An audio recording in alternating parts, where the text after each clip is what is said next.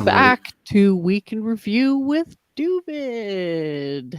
I'm your host, Church of Entropy, and we're very happy to be here after a brief hiatus. Really looking forward to picking back up again. Over to you, Doooovid, for the introductions. Thank you so much for being with us today.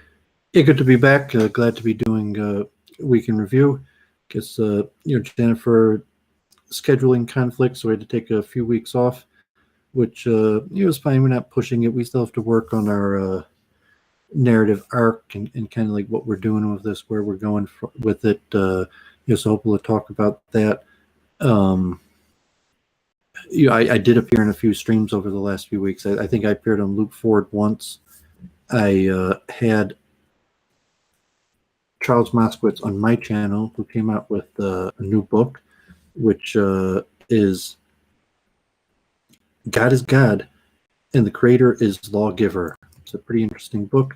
So I've had in my channel, and we had an interesting talk about it and the theology, different things that he had put together actually during COVID-19, and he did reflections on his metaphysical religious outlook, and wrote a book about it over the extra time he's had because of the COVID-19 restrictions, lockdown. So good for him, proud of him that he did that. Even if I disagree with a number of his conclusions on the interview on my channel, like in the spirit of Judaism and Pilpul, I largely tried to argue and disagree with every major point he made. And then he had invited me on his channel, and I actually saw Charles Moskowitz to show the possibility of these circles. Charles Moskowitz had on Judge Jeannie Prio, who was on Fox News, and I saw she had Charlie Kirk on. So Charles Moskowitz is like pretty close step away to speaking to Charlie Kirk, or even being a guest on Fox News. I mean, that'd be a good turn of events. That would be like me and Jennifer, our goal is not to be interviewed on Fox News, but Charles Moskowitz, that's probably one of his goals. So he's getting pretty close to that. So good for him, and I appreciate him. I think I've already been on Fox News when my yoga class got canceled. I think I was actually on the main news for some it must have been a very slow news day.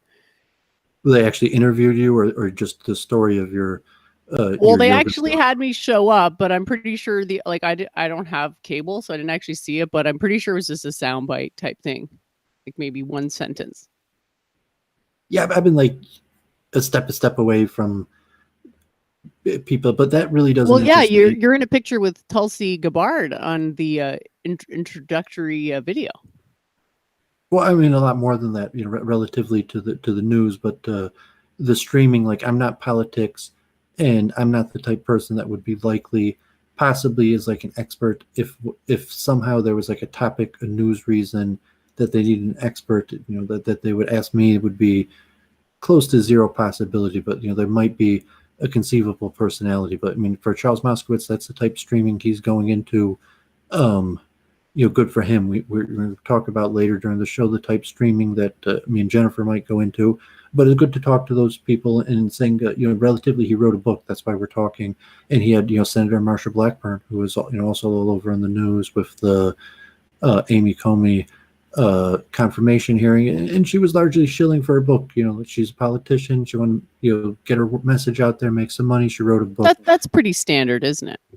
Well, I've said that countless times. That's how you do it. That's how you karma relatively is money. In fact, we had these video messages. The local dinner for the local Orthodox school had President Trump and Biden send a digital message to shill to the Jews, of how good they are to the Jews and why we should vote for them for president.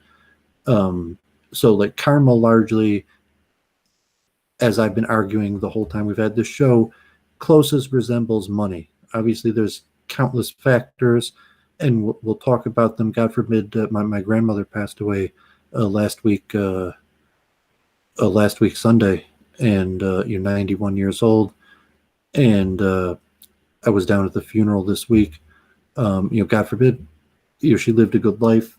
So maybe we'll talk about, and she chose cremation. In fact, all four of my grandparents now have passed away and all chose cremation, which probably is why corresponded with my switching from like Hasidic Orthodox Judaism to Hinduism, as generally Orthodox Judaism necessitates burial, as where Hinduism is cremation friendly. So it's hard to be an Orthodox Jew when your ancestors get cremated.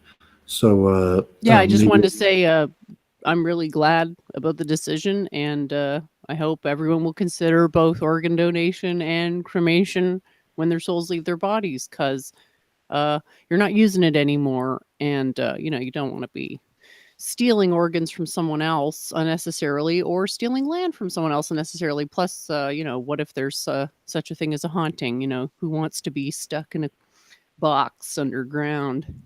These are real concerns. Well, that's what the multiple truth hypothesis is for, is to understand and grasp these conflicting or competitive understandings of karma, that there's different religions, or even separate from religion, just different equations for how karma works, and they're not the same. And the however you want to describe the measurement limit, or the inability to really come to a factual conclusion for what is the correct mechanisms, or is there such a thing as karma? What mechanisms does it operate by? And then to test and verify the various methods and descriptions of Yeah. how karma operates, that the various sages and religions have produced over time, where you'd have fundamental differences in theology, like resurrection of the dead and burial and cremation and reincarnation, because generally the theology of reincarnation and cremation go hand in hand, and the theology of burial and resurrection of the dead go hand in hand.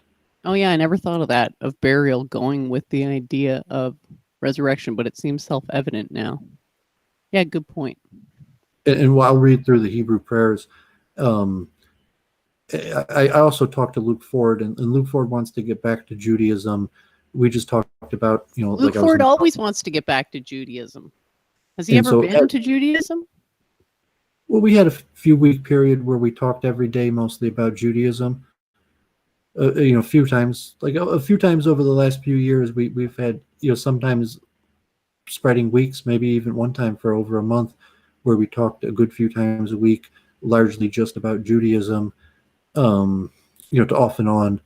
But he claims he wants to return to regular Jewish programming, even, like an hour plus a night, but not until after the election, which is, at this point, is only 3 weeks away. So yeah, we'll see how that goes. But I was on his show briefly, and I guess he's switched his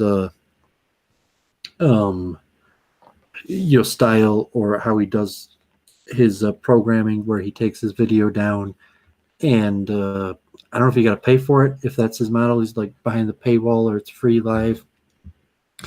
So honestly, I haven't spoken with him about exactly that. So, but so no, unfortunately, that I don't think is public viewing. So maybe, do you want to say your week in review, and then I'll go, and then maybe you'll play the clip of the prayer for the dead, prayer for the martyrs, and I'll say some of these Hebrew prayers, or do you want me to do that first? And then you'll say let's your set the week tone. review. Let's set the tone first. Let's go ahead with what you have planned, because I got it all queued up here. So let me read this. Play it anytime. Let me read this specific prayer, and this because we usually open up with a chant and music. This is possibly one of the most famous Jewish musical compositions, period. But it's not like the ones I usually do, which are communal chants that generally people would all chant together as a congregation. These are ones that are musically exceptionally difficult to do. They're called cantorials, almost kind of like operatic, and would not be singable even to your average singer. Anyone who didn't have specific cantoral Jewish training, and so these prayers are usually part of the high holiday prayer service, and there would be a person who really just says these prayers. That's what they're trained for.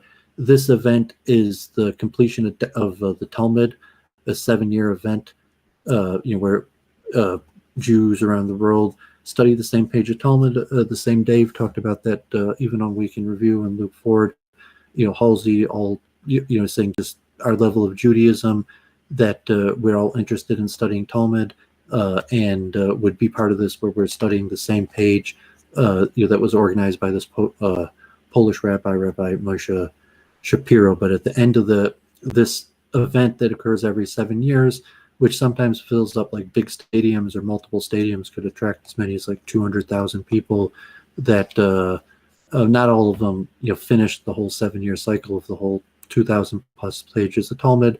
A lot of people go to it who didn't finish, but there's tens, maybe over 100,000 people in the world that learn Talmud every day and complete the whole cycle of Talmud every 7 years. And at the end of it, they say the prayer for the martyrs. And I think this is the famous Rav Yossel Rosenblatt tune, but this man, Chazan Stark, has modified the tune. Chazan Stark is kind of like a soprano, and God forbid his brother-in-law was murdered in Williamsburg a few years ago. It was a horrible case related to like a real estate dispute and a robbery, God forbid. But I've met Chazan Stark in synagogues. If you go to events, he's one of the most famous prayer leaders. So let me read this prayer for martyrs, and this is specifically, God forbid, the one for the Holocaust, and the whole thing's like 8 minutes.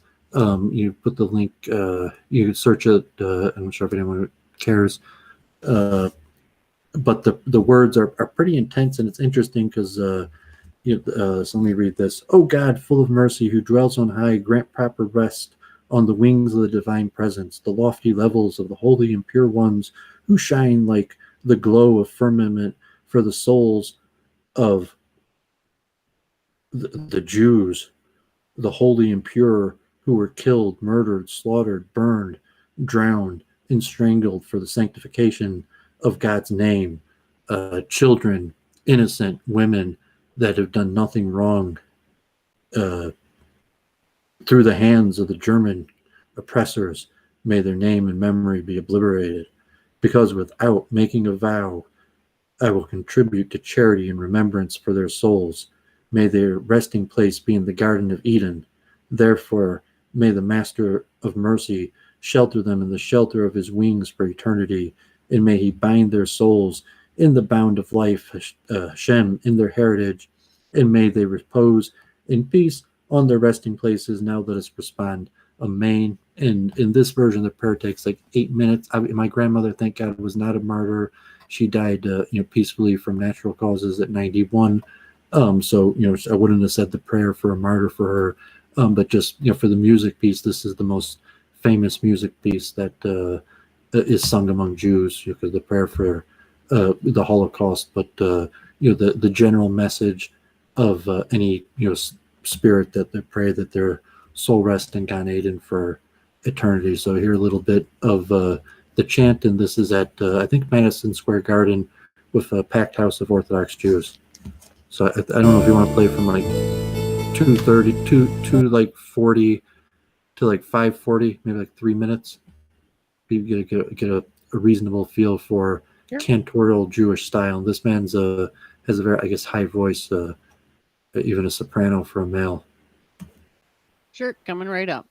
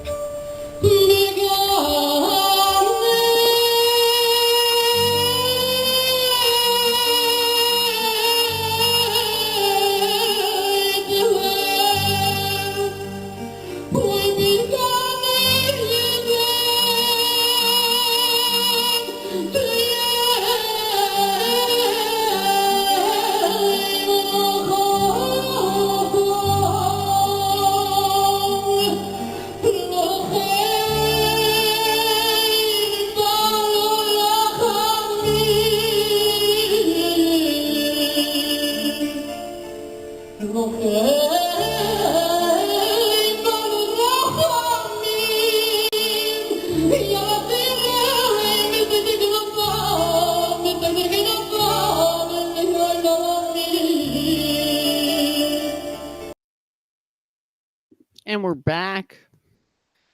Thanks for sharing that with us. Back to the show. You're muted, Doooovid. So why don't you share your week in review, and then maybe I'll read some of these mantras that a person is supposed to say just before they die, and the mantras that the family members are supposed to say, and then you could give your karmatic opinion on these mantras. But why don't you go ahead and do your week in review? However much time you want to take with that first. Oh, thanks. Yeah, I'm just doing the usual. I've been a little bit busy lately with some projects, and I've got lots more projects coming up in the future, but sadly probably won't be telling the internet about them due to the high proportion of psychos out there. So, yeah, I haven't really been watching that much media. So I probably don't have that much exciting to report for week in review, but I'm very excited to hear everything that you've found, and especially the AI stuff. Looking forward to going through that. I did have questions about what you said, but if you had anything more you wanted to add before that, go ahead. No, I mean, if you're done with your stuff, let's talk about these Hebrew mantras that a person's supposed to say right before they die, and that the family says for the family member right after they die, and you could give your karmatic interpretations if you don't mind.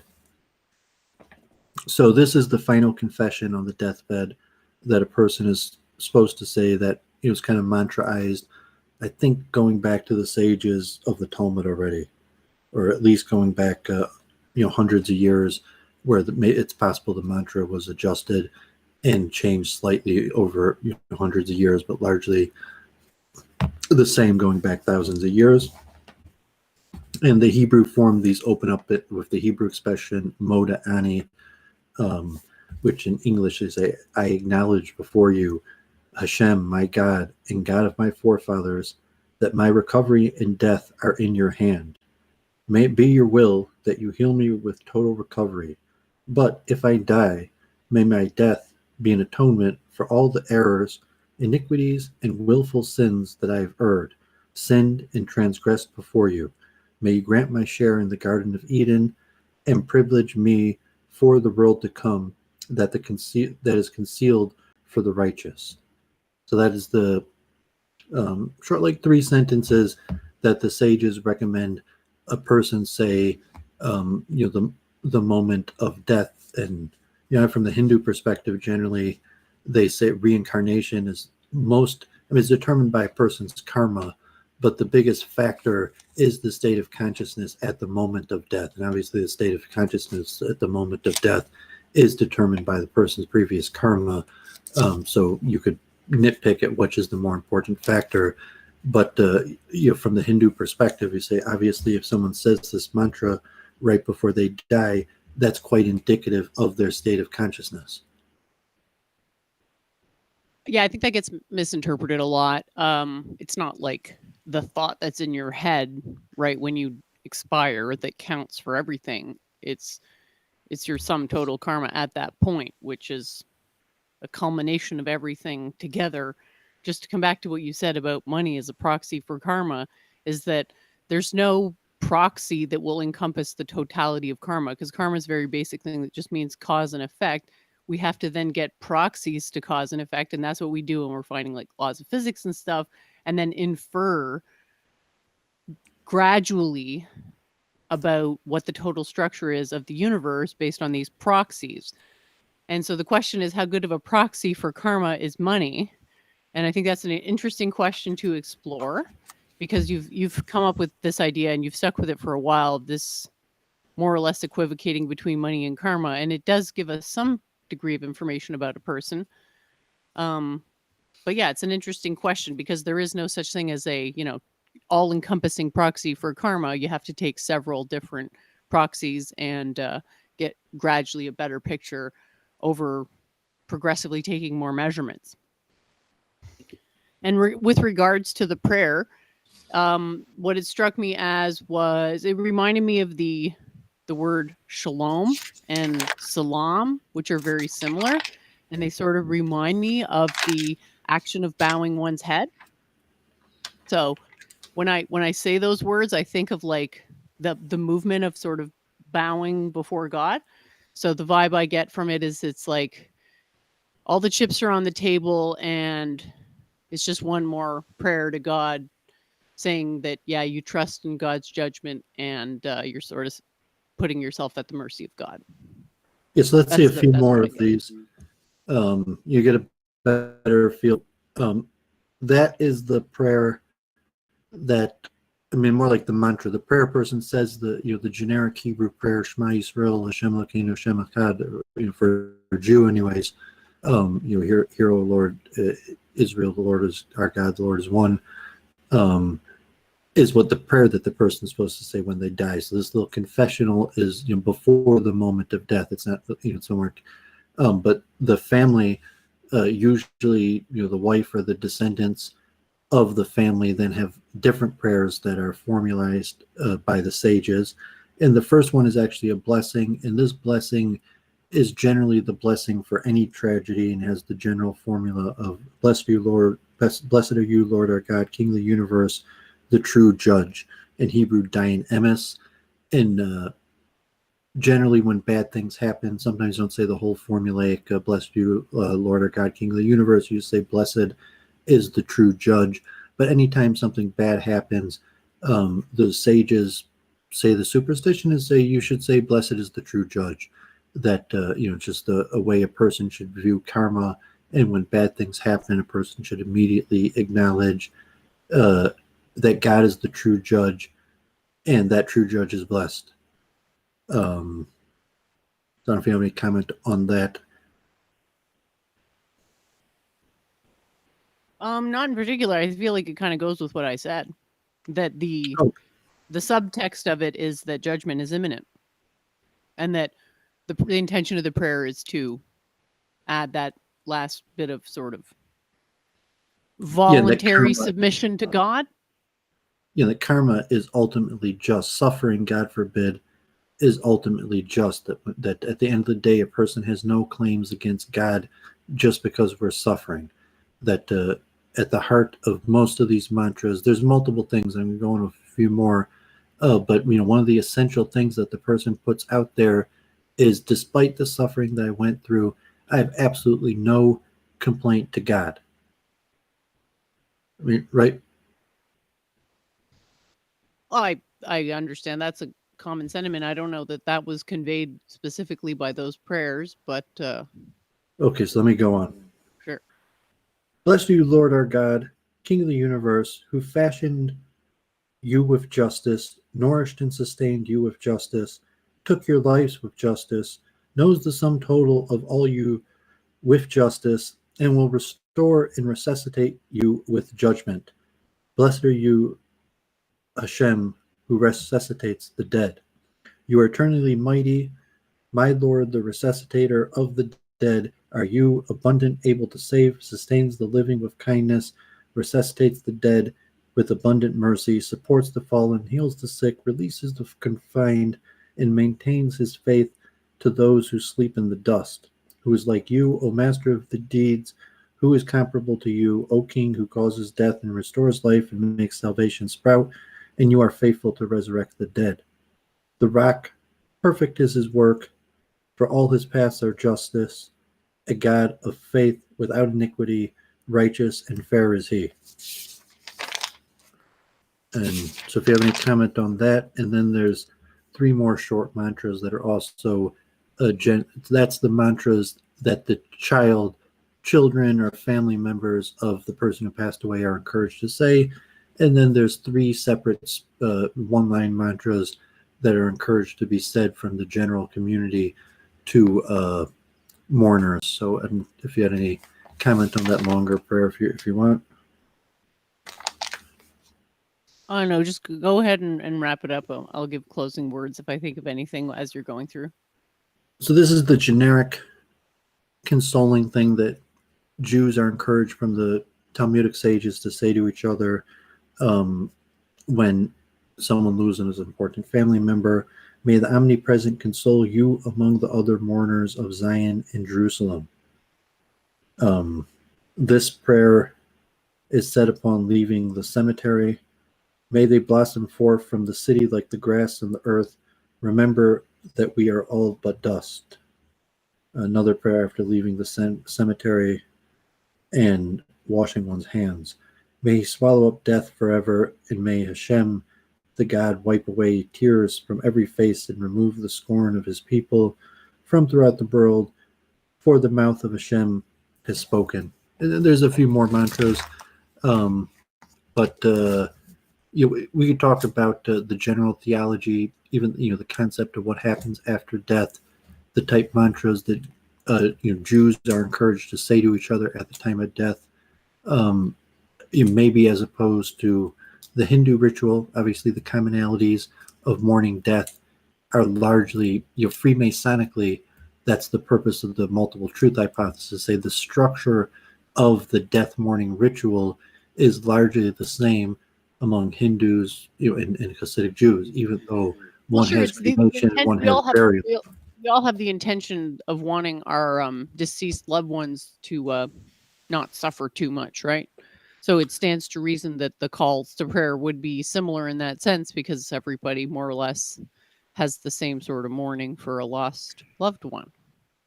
Yeah, but what is different is the understanding of what happens. Yeah, there seems to be the belief that there is a soul. Dualism. There's like a dualism between the soul after death, and the rituals matches the belief. So if it's reincarnation, that is largely separate, that the soul largely just disassociates from the person's body permanently and then gets a new body. Reincarnation, cremation is extremely logical. Judeo belief that the righteous will be resurrected in a future time and that people will rise in the body that they had when they were living, as a theological belief of what happens after death necessitates burial. So from a scientific viewpoint, like you can say, well, it has to be one or the other. Either the body's going to be resurrected, or the soul's disassociated. And there's no connection ever again with that body, and or that's why Doooovid, from my own situation of being in a flux like that, was compelled to come up with something called the multiple truth hypothesis. But even just to conceptually try to understand how to work with conflicting concepts like transmigration of souls, resurrection of the dead, and think about the nature of things being mutually exclusive, although possibly concurrently true. Yeah, like the way I see it is there's essentially a dualism between whether the judgment is personal or impersonal, whether it's some judging agent that's bestowing a punishment, or whether your own shortcomings are what's causing you to suffer. There's that.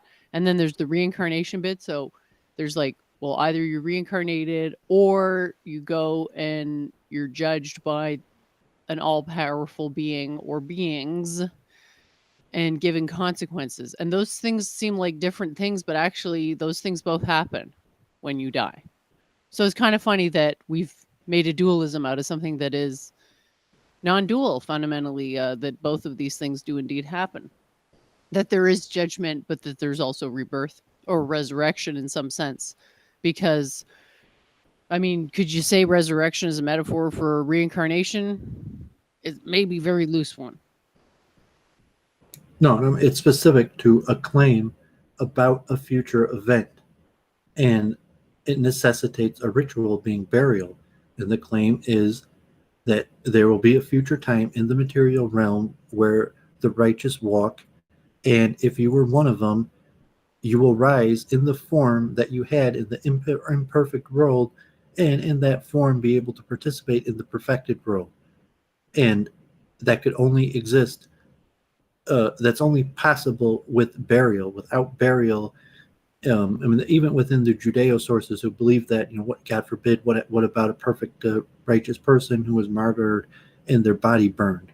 And so there are, Kabbalists who say that, the body could materialize even if the body of, like a martyr had been destroyed, and various things within the conception of people who believe that versus someone who's skeptical that that's not their understanding of what's going to happen in the future time, or even may not be their conception of what's even feasibly possible as a theory. That if you had a person who never heard of the Bible, never heard of Jewish theology, and you told them that after you die, you got to be buried, and sometime in the future a Messiah will come, usher in a perfected age, and if you conducted yourself in a way that you deserve to participate in, your body will rise from the ground at that future time and be part of that utopian society. And in essence, if you ask most Jews, do you believe in it? Most Jews would probably be like, nah, that's a pretty hard thing to believe in. But so to say, the theology and the ritual is very clear. The Talmudic sages and the rabbis over time who conducted the ritual had a theology in mind, and the ritual corresponds to that theology. And we've talked about in the past the cremation ceremony, and just briefly before Jennifer to comment. Do you want to comment on the Jewish ritual corresponding to the Jewish theology before I give a brief review of the Hindu ritual and theology? I think you gave a pretty good description. I think it's definitely an important point to bring up, so I appreciate it. Yeah, and so if Jennifer was just theoretically considering the possibility of resurrection of the dead from a scientific view, so we could talk about that, but just briefly, I've said this before many times, so I'll just say it very briefly. But generally, the cremation ceremony, and actually for burial and cremation, usually the body is purified and dipped in holy water first. Also, so if a Hindu, preferably the Ganges, the body would be cleaned and then dipped in the Ganges, and then ceremonially cremated, and during burial that's also similar, that the body's cleaned and dipped into a ritualistic a bath and then buried.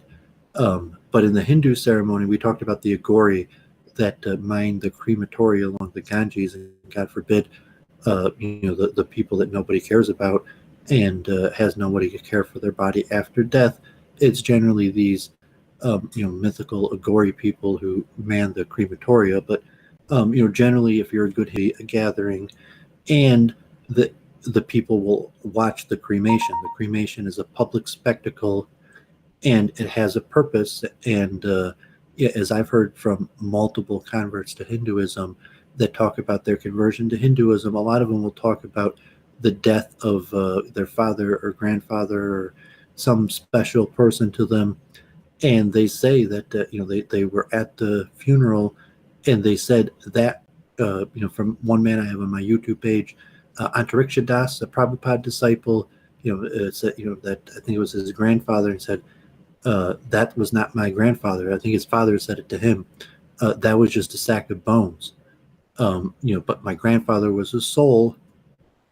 My grandmother was a soul that resided in that body, now that is, so to say, if you're at a funeral looking at a like a viewing or something, that body that was before us. So this, we're talking about the Hindu ritual of cremation, where the family,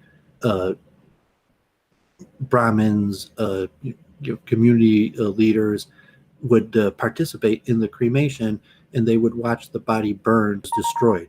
And so the cremation, and will now enter a new place. So whoever it was that we knew no longer resides in that body and will go on to their next transmigration. And the ritual is largely matches the theology that that's why a person is cremated. And it's not like like an Agori cremation where it's just like, okay, there's a body and someone has to be on the Ganges of their loved one in order to internalize this truth that that body was in fact not their loved one. Yeah. So you're saying a lot of people who came to Hinduism did so after loss of a loved one? I guess they were thinking about death more. Well, this like, you're not your body, you're the spirit soul, is a common concept, specifically the Hare Krishnas, but many schools of Hinduism. Funeral and an internalization that the person whose funeral they were at was in fact not that body that they're looking at that is now dead. Yeah, absolutely. So the Ganges is like seen as a holy river. It's similar to the Judeo understanding of burial and decomposition of the body as an atonement for sin. So from the Judeo prayer, I mean, that's a purification, and it's supposed to have a positive karmatic effect, and also possibly an effect on the person's reincarnation. That certainly a person will get a better reincarnation if their body is dipped in the Ganges before cremation. Although, I mean, it's possible that there could be other karmatic factors, but presumably a person has pretty good karma if their body is going to be dipped in the Ganges before cremation. But then again, you have the Agori, and you have the huge masses of peasants, or just old people who know they're about to die, and go to die by the Ganges, and have no one to care for their body but the Agori. Yep, fair enough. So yeah, I wanted to ask, what is it about Chuck Moskowitz that makes you want to disagree with everything he says? In the spirit of Judaism, it wasn't because we're two Jews, like partners in Torah. That in the spirit of Torah, and I was going to disagree with every tenet that he made. That was like, that's pilpul. Like, we're Jews, we do pilpul, and and Chuck said, please go ahead. I'm looking forward to this. That's what we do. Awesome. So all in all, it was a good conversation. You really disagreed with the idea in his book, eh? You said it was basically presenting a heretical idea. Well, I questioned him. I'm saying that there's a lot of sages and a lot of opinions of sages. So I questioned him with the opposing opinions of sages that oppose his ideas. And I would just encourage people to think deeper about these topics. Because obviously there's a whole spectrum of beliefs on theological ideas. If you think like death, the JF nihilist opinion is the soul is a complete fallacy, an illusion, and in fact nothing survives death. You could consider the genetics of the offspring to survive death, but in terms of consciousness, if there's a solution to the hard problem of consciousness, that scientifically it is most likely that there's absolutely no connection with what we consider our self and consciousness and what possibly survives from the passing on of our genetics to the various spectrums of a complete Judeo-dualism. And Charles Moskowitz also agreed that Judaism as a religion is basically a dualistic religion. So from the JF nihilism to, it doesn't have to be the Judeo system. You could have Hindu schools that have transmigration of soul. They're also dualistic, and within Islam or Shintoism, most major tradition, there's a dualist school among the tradition, but would say that the soul, what is our essential essence, in fact has absolutely nothing, zero, to do with the material world and the body that we reside in. Yeah, I've heard the genetics argument. It's probably one of the weakest arguments I've ever heard. I don't know if you remember the time JF was debating with me or conversing with me, and he said, well, if the definition of morality is minimizing suffering, why not just kill everybody and then end the suffering? And I saw the same argument presented to me in his chat today, and it's a little bit like, do people even think before talking? This is such an idiotic sounding idea. So I guess you really do need to invoke reincarnation for that worldview, because according to these, Bergowitzian materialists, there is no such thing as a soul, which implies there's no such thing as consciousness. So these people are in a pretty weak position because they're basically forced to take the position that consciousness contains no energy. Or even to argue there is no free will, consciousness is an illusion. And the idea that you're thinking about these things is basically irrelevant and illusion. And yeah, that's another one that pisses me off because they're like, it's an illusion. I'm like, define illusion. Okay, what is an illusion? It's something that looks like it's there, but it's not really there. Well, is it made up of real things? What is the starting ingredients of this illusion? It's just like a hand waving thing that people say.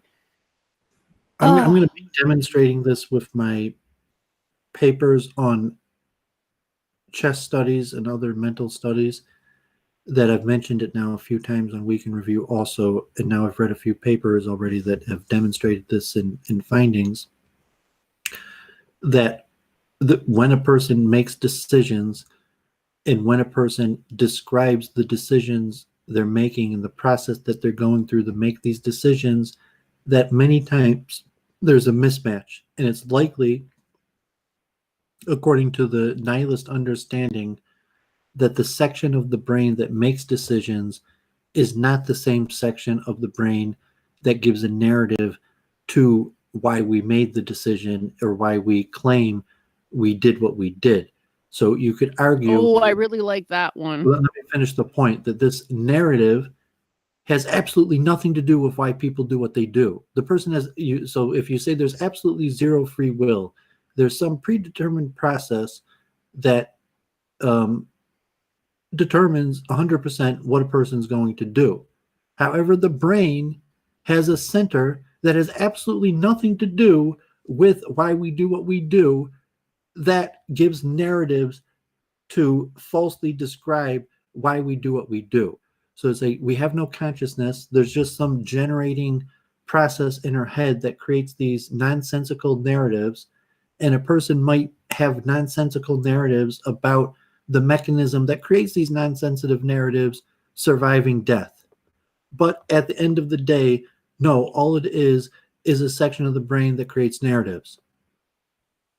Yeah, like when I'm thinking about it, I'm thinking the narrative part has emotions entangled with it and it's more complex. So it's residing on a more foundational level of consciousness. And that one is not subject to what you'd call rationalism. Whereas the rational part of the mind is actually a shallower level of the mind where we think we're making decisions based on logic, but usually what we're doing is making decisions based on this sort of narrative driven one, and then rationalizing the decision post hoc. Well, there's a question of, I'm saying some of the levels of complete nihilism, that to say there is no consciousness. And if a person thinks they have consciousness, so to say, that's an illusion. So from a technical term, what do you mean with that's an illusion? To say that's just a narrative that was generated by a section in a person's brain that's designed to make narratives, and it has no to little connection to reality, like would be a computer program that generated stories about itself randomly, or not necessarily randomly, even if it was through some intricate process. However, those are just computer generated stories through a process and may or may not have any connection to reality. And when the so to say, I mean, I think theater the of the person's scientific mind is just the collection of those narratives. I think to sort of encompass this scientifically, the argument would be like that the narratives are there, but they were formed over a timeline which is so long, i.e., it's a biological timeline, that it doesn't fit into our time scope of memory, and so we don't have direct access to it, but it's still there, and it was still caused by the environment. It was just caused over such a long time scale that we don't sense it.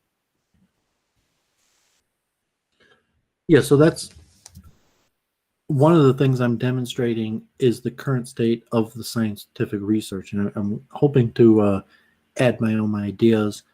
Say the multiple truth hypothesis is actually just a framework. So when I say I'm going to add my own ideas, that's in addition, to multiple truth hypothesis is just a framework to say, I'm going to add narratives and mechanisms that will fit into the greater multiple truth hypothesis, but at the same time are useful, mechanisms or frameworks for important processes over the multiple truth hypothesis. In theory, will be able to, unify or conceptualize, give a framework for the totality of all processes. Yeah, absolutely. But I just guess I would warn against this assertion of negatives. It's like consciousness is an illusion is technically the assertion of a negative unless you explicitly define what an illusion is. And I've noticed that people are sort of, I mean, you can't avoid this can kicking, which is the whole point of why developing axioms is so important. But it's like, well, what is consciousness? Okay, well, it's awareness. Well, what's awareness? Well, it's you know, you can't use consciousness to define it, because the idea with the definition is that you're eventually recursing back to, or maybe recursing is the wrong word, sorry, going back in the causal chain to something so self-evident that it is not possible to argue against, such as causality, for example.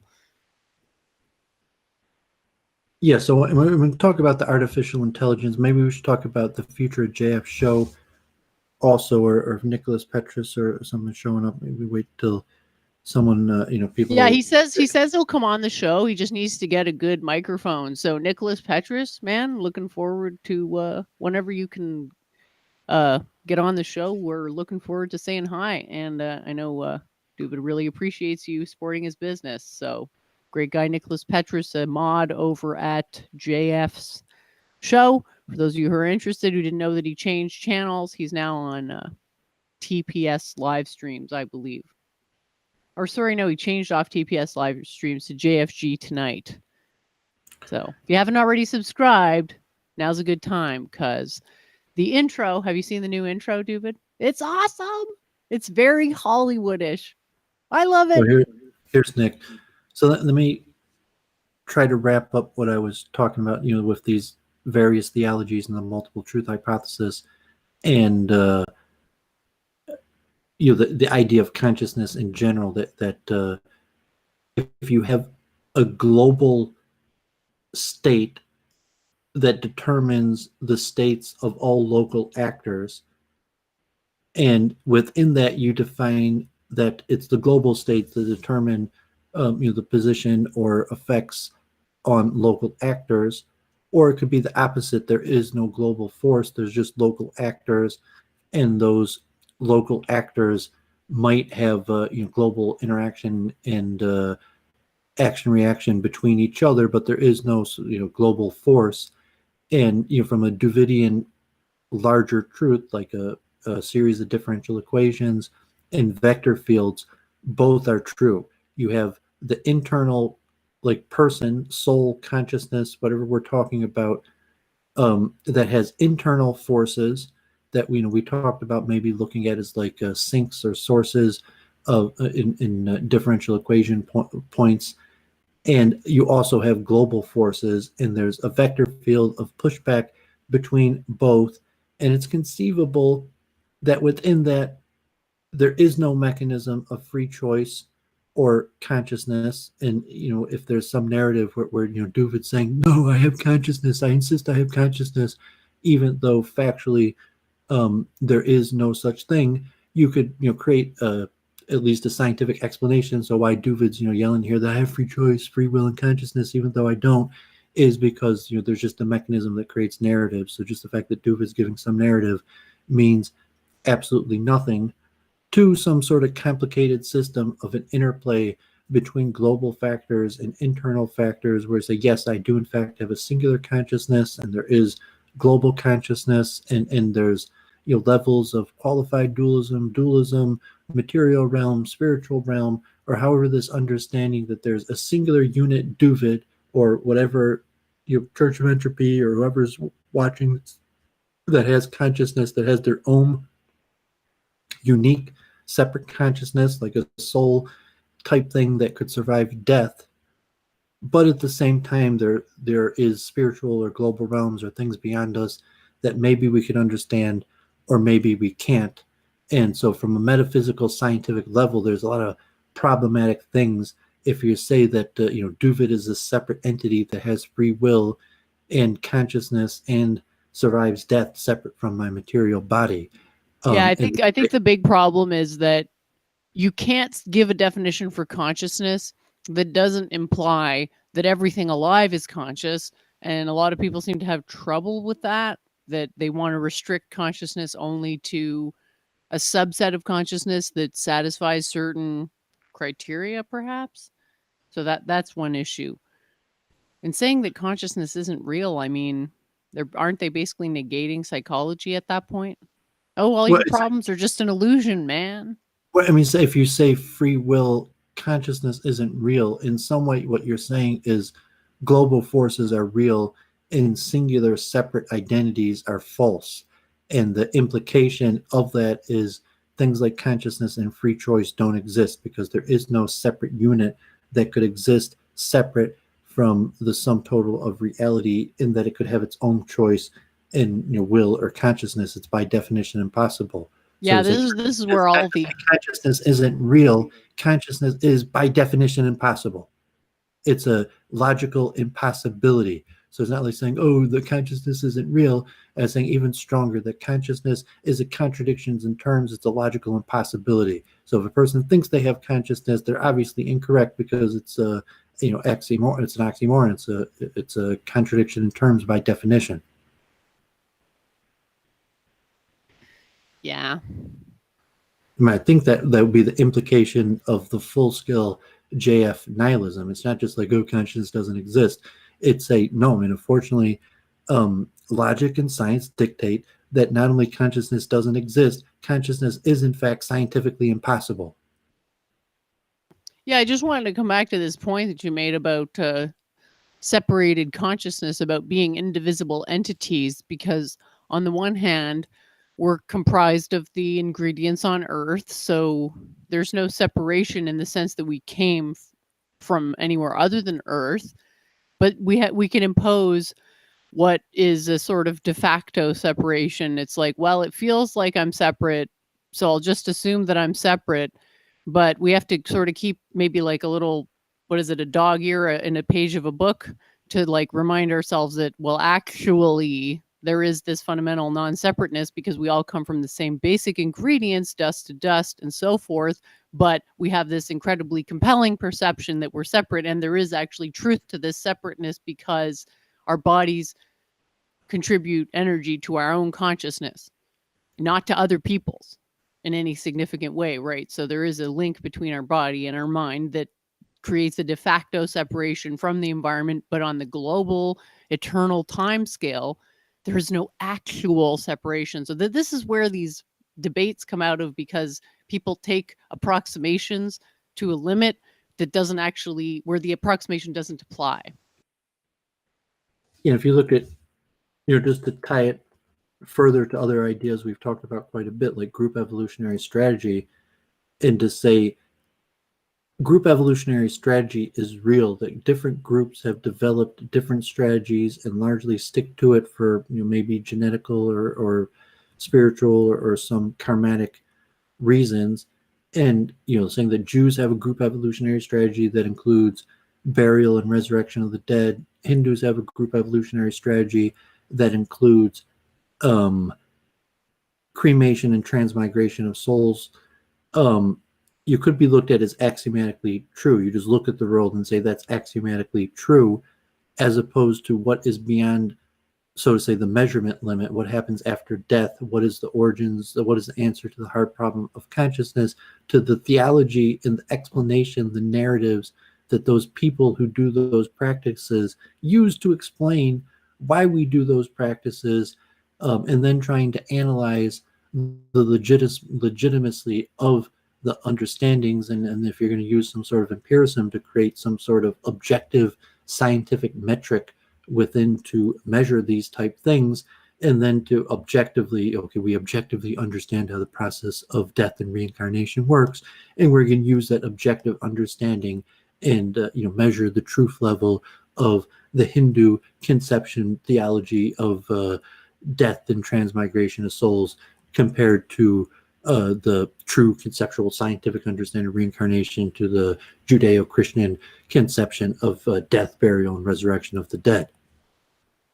There's a question in the chat from Arbane Sword about astral projection. Now, just to be clear, I assume you mean the idea of removing the energetic center of one's consciousness from one's body. I can't see any reason why one would want to do such a thing. and it would seem to be dangerous and open up the possibility of possession. And don't poo-poo it. It's there's a lot of spirits out there. They represent consciousness that hasn't been reincarnated yet. So there's like a waiting line to get reincarnated because there's only so many entities being born at a time, right? So in the meantime, there's like this holding room, and so I don't really know why you'd want to do astral projection. Quantum mechanically, we're talking about a coordinate system. So your mind exists in something called a coordinate system, not a rule system. So rules are more abstract than coordinates, which almost means that I don't want to say there's no rules in quantum mind, but there's way less rules. There's just a framework. So you could do a lot of things, but why would you, right? So why would you astral project? I suggest, first of all, being very humble, humility towards God, and just maybe trying to figure out why you want to do this thing, and maybe realize that what you wanted is actually something you could achieve more easily through different means. And when one is exploring these more mystical aspects, these non-local attributes of quantum mind, we want to be super careful because we're going into a realm that has entities in it that already have personalities that may not take too kindly to certain assumptions that may be easy to make. And Arun Verma has a question. What does a person of Doovid's religion believe occurs to them after death? Is it heaven, hell, or other? Well, I guess we'll hand that question over to Doovid. Probably better for you to answer it. Yeah, so the main focus of the person,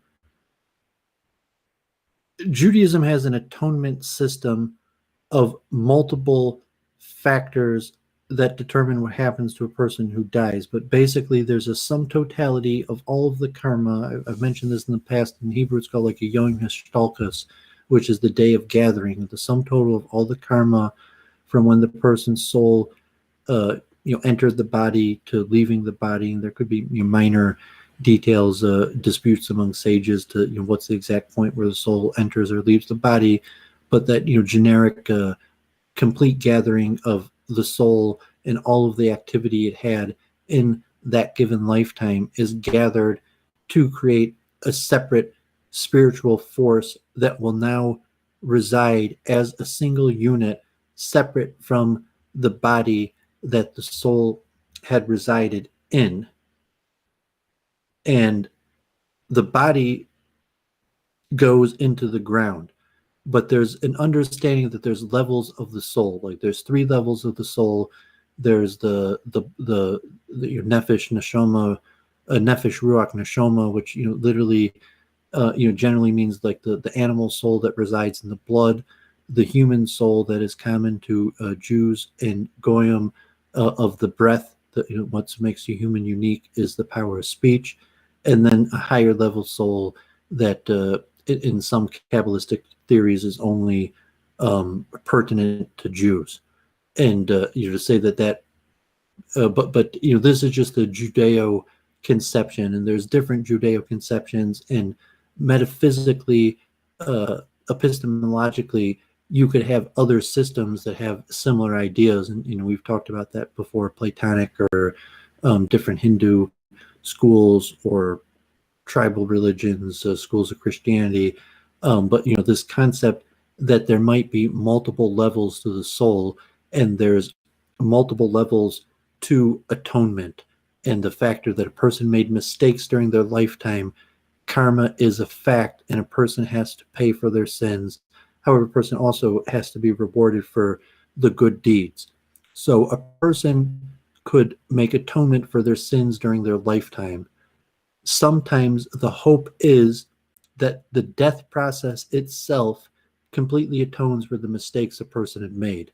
In terms like reincarnation, however you understand what's going to happen to the person after death, there's a theological possibility that if the person made a limited amount of sins, errors, that through the death process, which is in most religious theories, specifically in Judaism, an atonement process, dying itself, that could actually completely atone for the majority of a person's sins.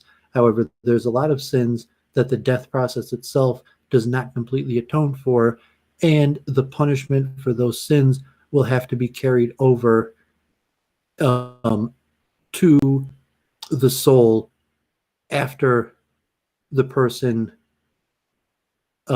dies. And that could be from a different understanding. Usually the Judeo understanding is 11 months of purgatory, a year of purgatory, which is considered the process of the body decomposing. That this is kind of at the same time internally Judaically, you could consider this contradictory towards the resurrection of the dead idea. So we could talk about how this corresponds with the resurrection of the dead idea, but the basic theology is that the decomposition of the body process is an atonement process for the mistakes we made in the flesh. And so conceptually, the sages have disagreement about whether the lower level of the animalistic soul or just a human soul, like to say, do goyim get reincarnated also? So some sages, say goyim do get reincarnated also. Some sages say animals get reincarnated also, and that have different implications of the process. What's the connection between the levels of a person's soul and how it reincarnates? But that the higher level of the soul that eventually, so to say, goes to heaven has to reside in the body throughout the decomposition process. So it's not specifically like after the moment of death and consciousness that the person's soul delocalizes from the body, if the electric field isn't there anymore, but that the soul would actually reside in the body a whole year and have to suffer the decomposition process, similar to what I was saying about Hinduism and cremation, where the family witnesses the cremation to internalize the fact that that person that they loved that died was in fact not that body. It's a similar Judeo understanding of the 1 year purgatory period of the atonement of the decomposition of the flesh until the process of the complete delocalization of the body and the sin that was affiliated with that body through this 1 year decomposition of the flesh being eaten by maggots and worms. And then after that, there's multiple theories of the possibility of a complete separate spirit soul that would then get reincarnated. And then I mentioned the possibility of resurrection of the dead. So to say, King Solomon himself says that the decomposition of the flesh is in fact caused by sin. So in legend, if a person didn't sin, their body would not decompose. And so when it's time for resurrection of the dead, the people who are free of sin will in fact be whole underground, and their soul will return to that body, and it'll be a perfect match because the person in their lifetime had done nothing wrong to the body through the process of sinning. All right. Well, we have some questions in the chat that have passed by. So we'd ask the audience. We do super much appreciate the questions, but Doooovid does have his much beloved rants that he likes to go on. And so maybe just consider the timing. I do recall there was a question about what you thought about astral projection, as well as Ed Dutton. So if you'd care to take any of those questions, Doooovid, floor is open. Trench Refno first. I replied in the chat, but he said, I think Doooovid is wrong. Science has not disproved consciousness. Is not been able to prove it either. And I didn't mean science could disprove. I was speaking hyperbole, but I just meant you could create a logical argument that creates a self-contradiction that would state that consciousness is in fact a contradiction in terms and an impossibility. Say that science has disproven it is hyperbole, but to state that you can construct multiple likely true logical statements that demonstrate that the concept of consciousness or free will, decision making, or however you want to define these things, are logical impossibilities. Yeah, just for the audience who aren't familiar with deep Doovidian mysticism, Doovid will often give hypothetical arguments. So he's not agreeing with the position. He's merely illustrating a series of logical steps that one would take to reach such a conclusion. And I believe in this case, you were doing a hypothetical. Yes, and also possibly hyperbole, stretching, is exaggeration to make a point. Someone mentioned the Dybbuk idea, which is like an exorcism which is the idea that spirits caused by death and some misfunction in the process of reincarnation, where the spirit becomes separated without going to the place where we're supposed to go, and then somehow could enter a person, that already, is living and has, their own soul, but somehow this separate spirit enters and overtakes the person, and it's referred to like as a Dybbuk, which would be like an exorcism, and actually among, especially in Israel, among sectors of, so to say, Haredim or Orthodox Jews, the belief in exorcism is actually quite common. And I'd even mentioned the possibility of all cases of murder and crime or sin are actually forms of exorcism, because the concept a person does not actually have in their free will potential to cause that action to come to material fruition, and it's only through the power of some separate spirit that enters the person. So God forbid they say, okay, a person kills, and say the person themselves does not have within their free will to kill. It is only possible if a separate spirit that has the power to kill enters the person and carries out that action.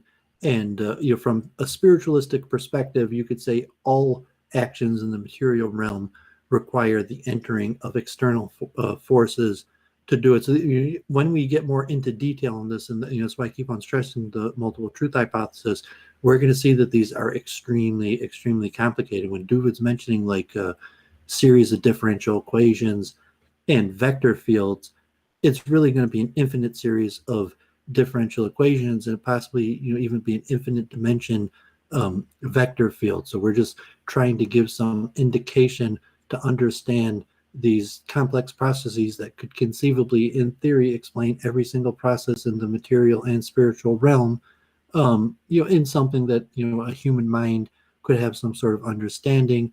And if you're a spiritualist, you say, no, you could understand this perfectly, because so to say, the soul internally has these equations in it.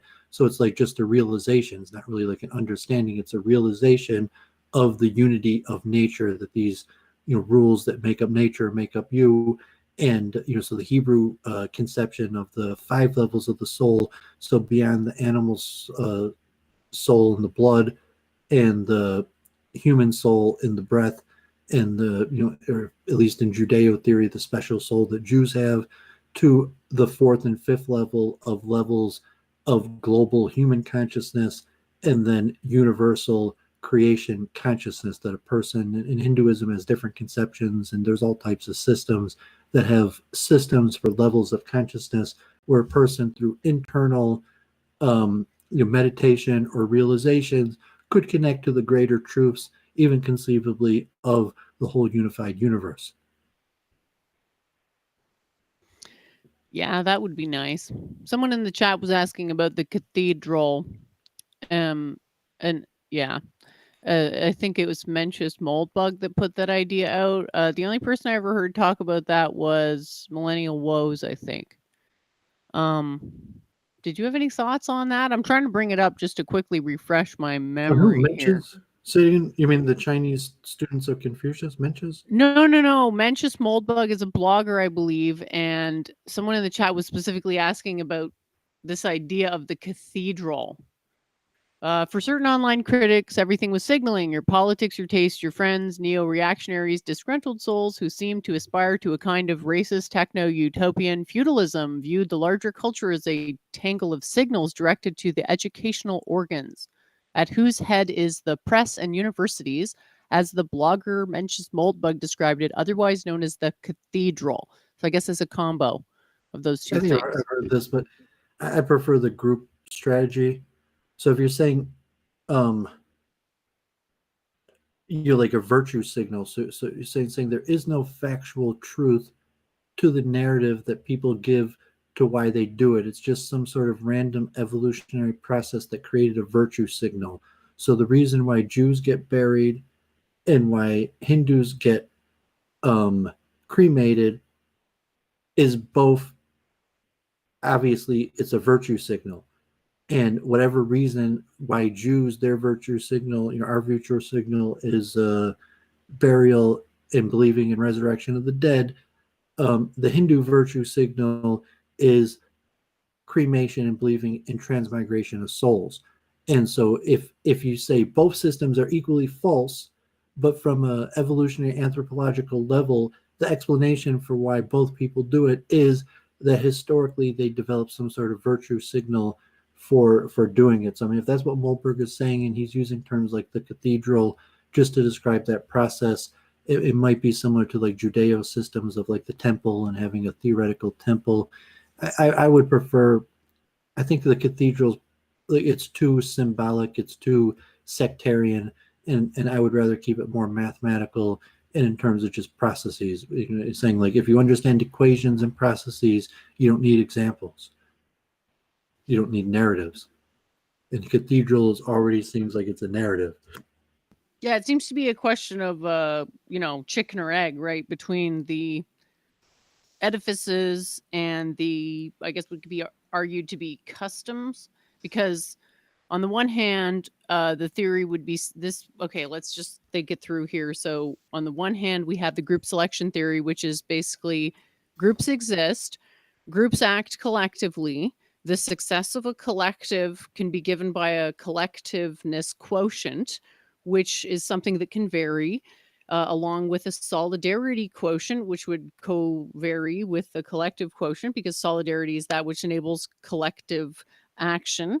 And you could look at virtue signaling as a type of solidarity accelerant, a glue that binds people together, where it's like a way to sort of check that everybody believes the same thing and everyone follows the same customs and things like that. And that way you're really looking as the people, as the generation of the customs. Whereas from the cathedral standpoint, you're looking at abstract constructs like a school and the media as the source of all this other virtue signaling. So yeah, I guess I would agree with you that the group strategy, out of the two, the group strategy one is more predictive and intuitive as a theory. Yeah, and when I mentioned processes, like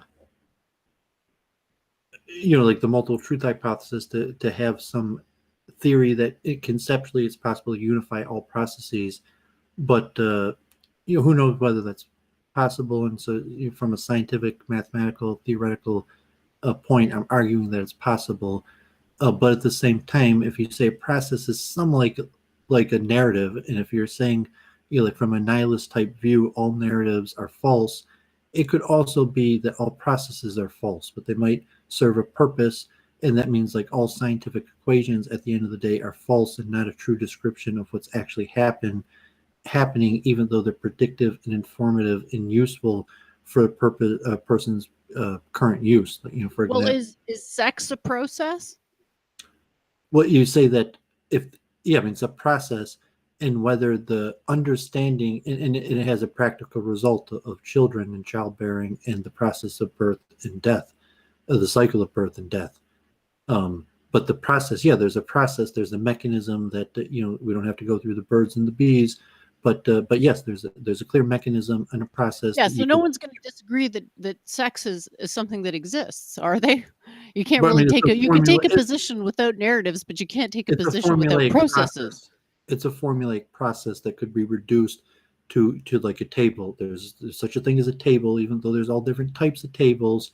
There's a generic understanding of form of a table that could include all tables. So say, like all humans, mammals, sexual species that reproduce by sexual reproduction, I mean, asexual reproduction, follows this template generic formula that the process of sex, in fact, is the same between all humans, and not only all humans, all mammals. That however you define this process of the unit structures of all the various activities that are included to be put together, that it defines this process, that there is no exception. Everything in the material realm could be reduced to a process, but the same time, processes interfere and cooperate with each other, and there's so really it's like consciousness. When you look at like Avogadro's number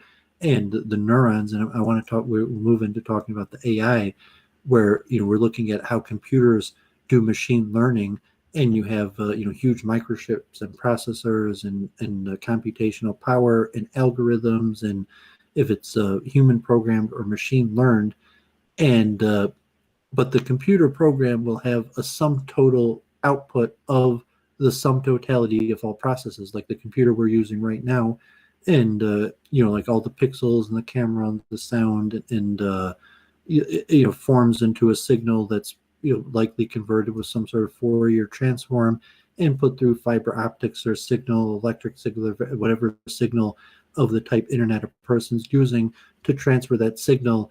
And we largely know the process of a Fourier transform. So whether we could define the mathematical process in a series of differential equations of what happening right now when I'm opening my voice and it's being converted into electric signals through Fourier transforms and then sent to the person who's hearing it, and whether that process is true, and then how does that add up to the sum totality of all processes happening together in the material world at the same time.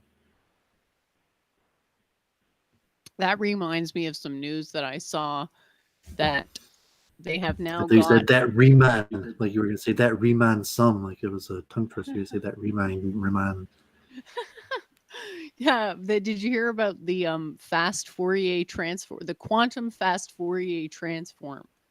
4 days ago, novel quantum circuit calculates Fourier transform faster. So this is a huge development. I'm very excited.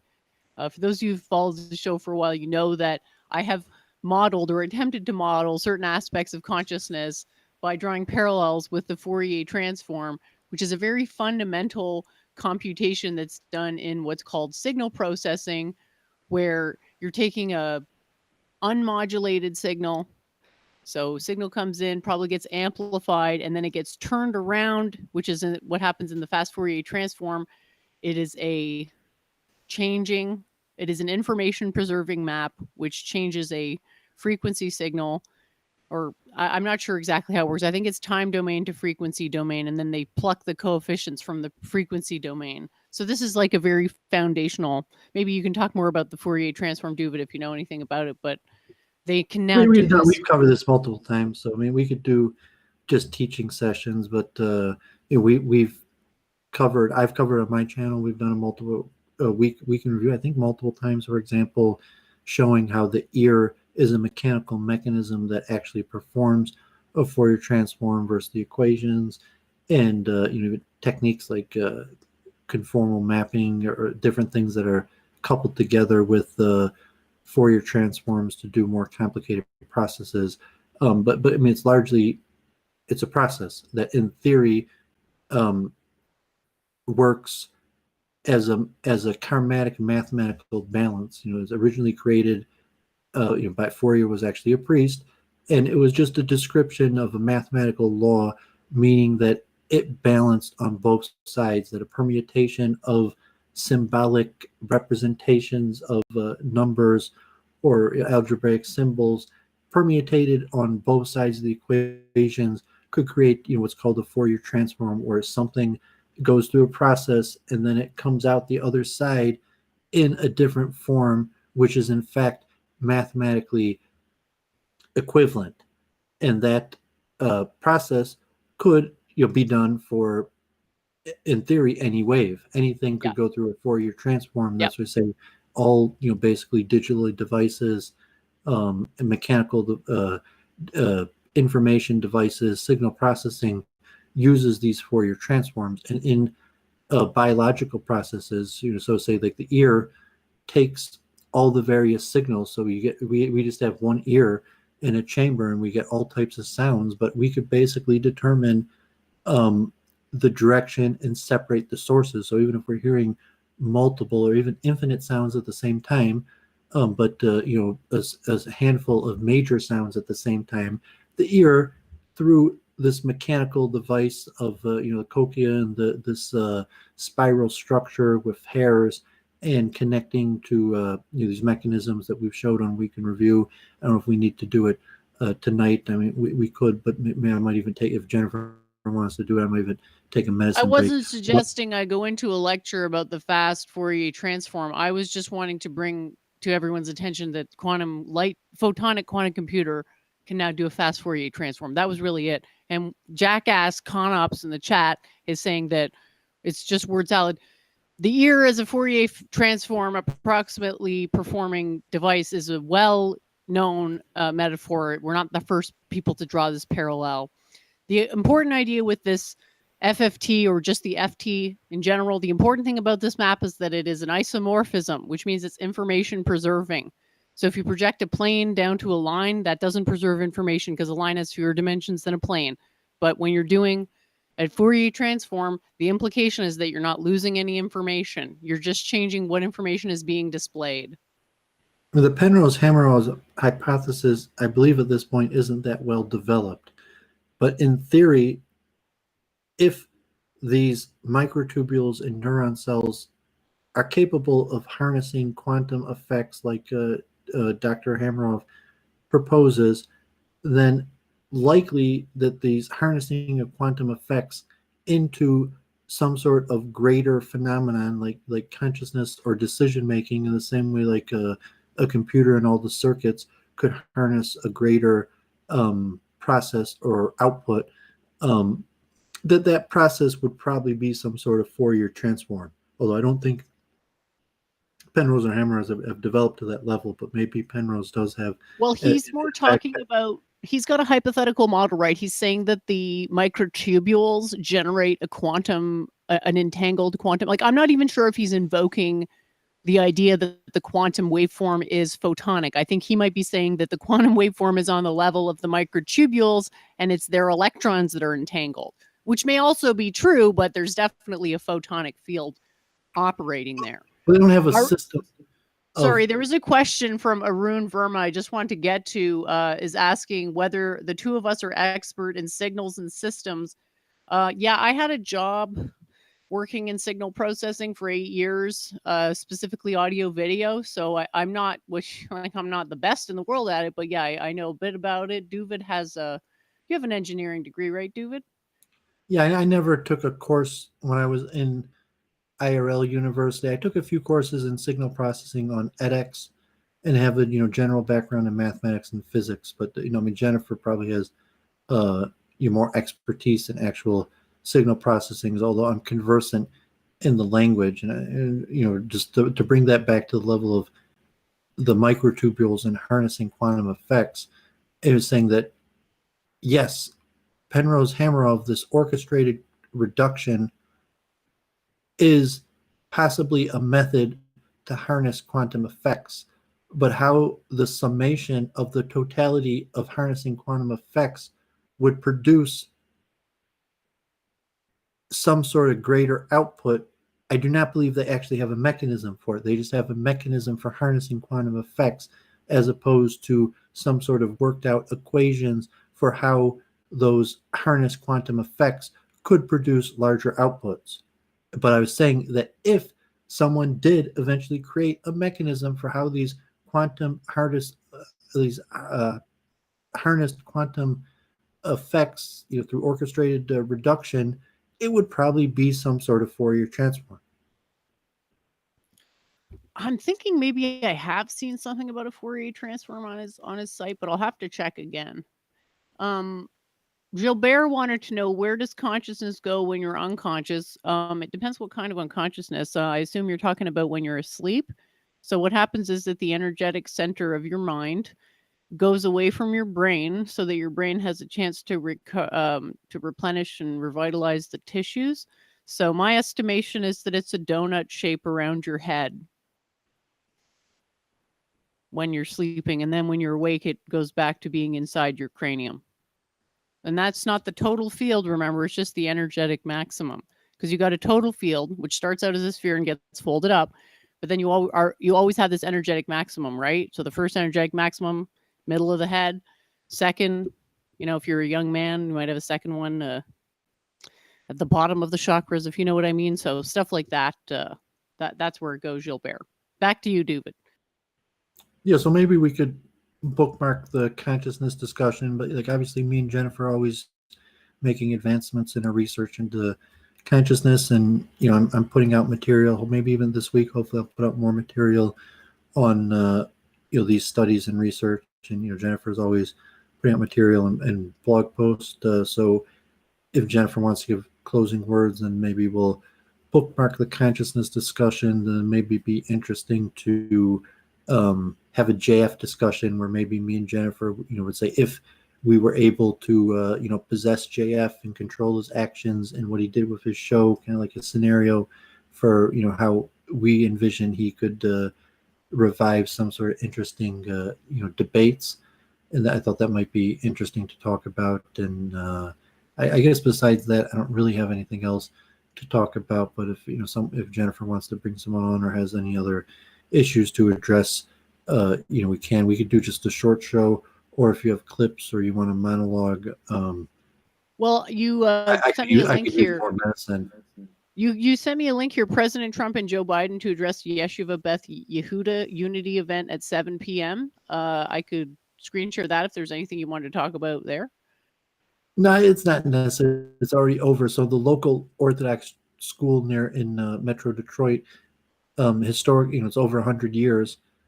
And, kind of this money is karma. I was mentioning even from my mother's grandfather's grandfather, who for decades after he passed away, there was a dinner in honor of him that corresponded to the school that he founded and fundraising. So the dinner in honor of him was karmatically not necessarily, just or, dinner to honor what he did in his memory.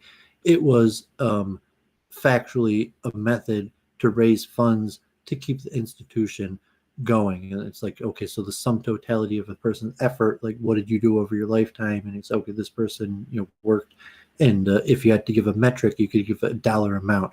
So say of all the metrics you could provide, like IQ or something is an important metric, but you say dollar amount is in fact karmatically of the metrics available, probably one of the most useful or predictive metrics. But like obviously for the totality of the truth, you would have to have the totality of all the metrics, and even something that may be the most useful of all metrics, like money or IQ or whatever, however you're going to define it, it may only be a few percent. So even if it said money is the most indicative of all factors towards describing karma, but even as the most indicative of all factors describing karma, it still makes up for less than 10% of the totality of the description. So I think me and Jennifer, I think we're getting somewhere, like where we're almost ready to start producing our theories in formulaic mathematics scientific terms. And so I'm going to produce more material on it, and Jennifer will also. But so I'll give Jennifer the closing words on bookmarking this, and then we could determine where to take the show after that. Awesome. Yeah. Well, I've been working on a bunch of PowerPoints after Doooovid made the suggestion, and I thought it was actually a good one. I think that's a great medium for me. It just ends up sometimes that the slideshows have multiple topics sometimes, so I have to split them up. So I'm like halfway through 3. So I'll let everyone know once those are up. They'll probably be finished within 10 minutes of each other. That seems to be my workflow. Doooovid, do you have a suggestion for how many slides I should be aiming for per slideshow, or is that really context dependent? It's context dependent. So I mean, sometimes you want the whole gamut, and you have like a 400 slide, saying like, just like, give me the whole thing, like, teach me all about it, all the detail. And then, sometimes you just have one slide, and depends on the factors of time, audience, and various things. So if you were an IRL traveling, and even on Zoom, like speaking to different people, think of like Roma Padaswami, who was head of the Hare Krishna movement, travels around the world, never stays in the same, as a sannyasi, never stays in the same place for more than 3 days. And has thousands of speeches. And if you ever see him, he has a computer full of PowerPoints that he's developed over the years. And he just has an exorbitantly large number. I mean, he might have thousands and thousands of PowerPoint. But Vincent Roccanella or something, the This Week in Virology, who teaches a course on virology, he might have tens or hundreds of PowerPoints. I think Dr. Hamerov likes to have just one large PowerPoint together, and then he might, on different speeches, just emphasize different slides and go through quickly. So if you go to Dr. Hammeroff's page, he's got like one slideshow with like 140 slides, but if you notice when he gives speeches, he might just focus on 5, 10, 20 of the slides, but he likes to have like one slideshow that has them all. So there's many different ways that, you have to develop a system that works for you. But, so in all likelihood, you're going to have a whole series of slideshows on a whole series of topics. And then even on the same topic, you might have a series of slideshows that are useful depending on who you're presenting to. But but it's saying that you have slideshows on cognitive dissonance and reincarnation and these various things. But in reincarnation, you might have 30 different slideshows that are dependent if you're doing an overview or if you're doing something on one given topic, or if you're doing to an audience of from young kids to old people together, or just young kids, or just old people, or just physicists, and so on and so on. So they would say over time. And then you'll have to come up with a mechanism to organize and index all your different slideshows. And obviously, Jennifer has had a blog for many years now, and so even you think of her blog post, but if she were doing the rounds, giving presentations, it would be her slideshows. Yeah, I really do appreciate that. I was just doing a quick search up here for Hammeroff, whether he modeled his consciousness function is involving Fourier transforms. It doesn't look like I can't find anything other than the fact that they use Fourier transforms to transform some of their incoming data to confirm something informationally about it. So Fourier spectral analysis of time series output currents from the free floating pipette.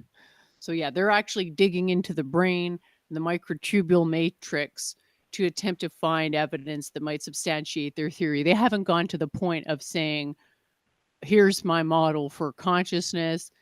It's formed, it has this form, and then it makes these predictions. They're just trying to establish, like, they're essentially answering a different question than I am. They're just trying to establish the biological origin of consciousness, whereas I'm describing the functionality of consciousness. So it's a little bit different, but definitely great contribution. Yeah, I mean, factually, Penrose-Hameroff hypothesis factually has absolutely nothing to do with consciousness. In theory, they believe that one day it'll have great implications to consciousness, but the Penrose-Hameroff hypothesis is really just a theory of how the biological mechanisms of neural cells could harness quantum factors, certain quantum effects. Whether so just saying that yes, there's a mechanism for factually biological cells and neuron cells through these microtubules that could harness quantum effects. And that, in essence, is the totality of the Penrose-Hameroff hypothesis. They don't actually have a hypothesis for how that, if what they say is true, that could lead to consciousness. But they believe that process will be very useful to understanding the greater process of consciousness. But when you say that Penrose-Hameroff, it's not really a theory of quantum mind. It's really just a theory of a biological mechanism of harnessing quantum potential. Awesome.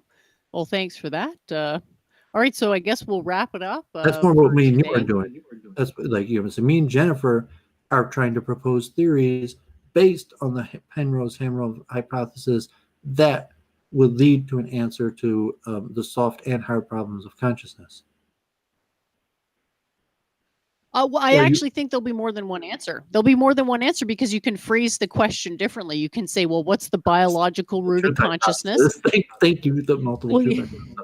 Well, see, there you go. There you go. Here's an example where the obviousness, I don't know if you remember the meme I made for you where I wrote out your multiple truth hypothesis there, but in that formalism, any system that's sufficiently complex can't be transcended by a single axiom system, which implies multiple axiomatic frameworks, which you could, describe as multiple truths, because you've got this think of it like you've got this incredibly complicated thing and you have a flashlight, but it has a directed beam. So you can only shine it in different parts at a time. It's like the elephant metaphor that I think Doooovid has talked us through before. That comes from scripture, from Jain and Vedic scripture. Yeah, so did you want to talk about JF? Did you want to do a short show just to talk a little bit about the possibility of pushing forward these debates and what it might look like if JF agreed to cooperate with us? Well, absolutely. Yeah, I'm guess congratulations to JF for getting his numbers back up to comparable levels as what he had before he changed the channel. And all the best in the future. And I really want to do a debate, but I'm looking at it from the least harm principle. Like, I don't want to be in a position of like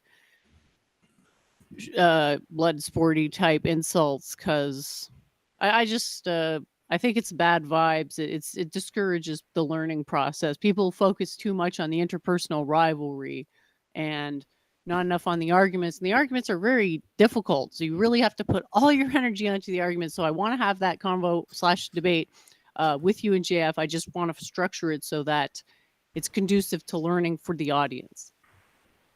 Yes, I mean, me and Jennifer were ready if modern day debate, which never got back to either one of us, had agreed to debate dualism, and it was going to be like a teaching experience because generally it's like Jennifer said, me and Jennifer agree on what most people disagree about, and me and Jennifer disagree about what most people don't understand. So from that perspective, we were going to agree upon what most people disagree about, which is reincarnation and the mechanism of reincarnation through the quantum mind. And then we were going to disagree about whether that implied that you don't need dualism. And Doowovid was going to imply, yes, I agree in reincarnation through the mechanistic process of quantum mind. However, I'm still a dualist, and there's still a part of the soul that has absolutely nothing to do with that process. And then Jennifer was going to argue that this quantum mechanical process of quantum mind and explanations of reincarnation, in fact, could explain the totality of the processes without needing to come onto a separate spiritual realm. I just had an idea. I have an idea of how to frame this debate. Have you heard any of his dissertations on whether cars exist? When does the assembly of a bunch of parts become a car? Maybe we could go into that discussion, because it ends up being a question of archetypes. So it's like, well, the car is an archetype, and we recognize things as car because they're car-like in that they represent the car supreme archetype, which we've never seen. We've only conceived of it, just like people conceived of it before they made a car.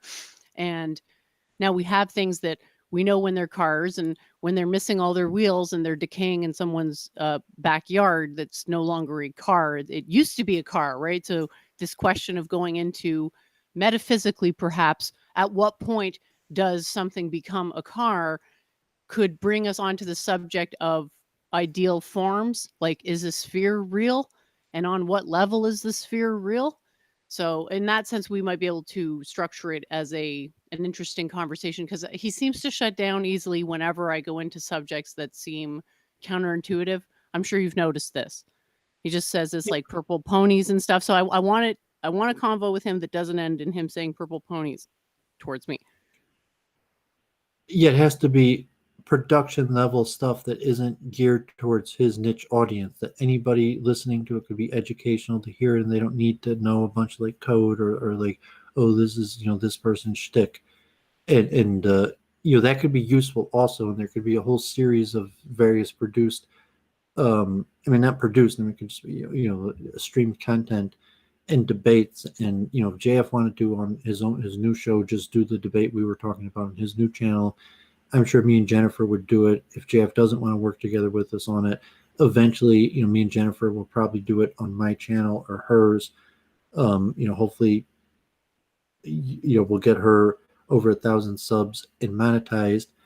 And then if JF wanted with it whatever direction he's going with his show, to turn it more back into, it doesn't have to be blood sports, or he could have a whole gamut of intellectual, family friendly debates to blood sports, and however he's gonna divide that up in different channels or content. I think that's possible. But Doowovid thinks that I could participate in family friendly PG or even G content to our content. that are, So what are you going to replace battlefield posting with? Well, I'm saying that when I'm doing family content, is I'm not going to be talking about the battlefield, but I mean that has to be, I know, that's why I'm asking you. What are you if going to Jeff is replace going it to with? trick you, so to say, whereas you'd be like, oh, I tricked you into thinking it was family content, but then then it's secretly going to be the battlefield.